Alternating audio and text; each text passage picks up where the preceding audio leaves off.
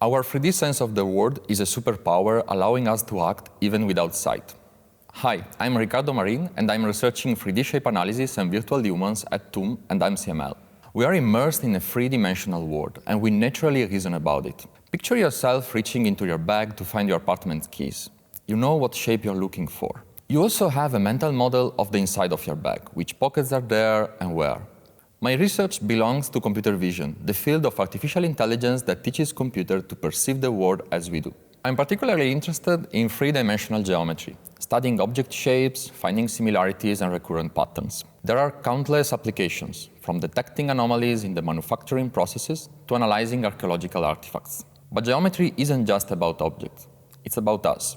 Measuring and modeling the human body is key in fields like fashion, sports, and surgery. For example, to create prostheses that best adapt to our movement. Understanding human geometry and their movement is also the foundation for virtual and augmented reality.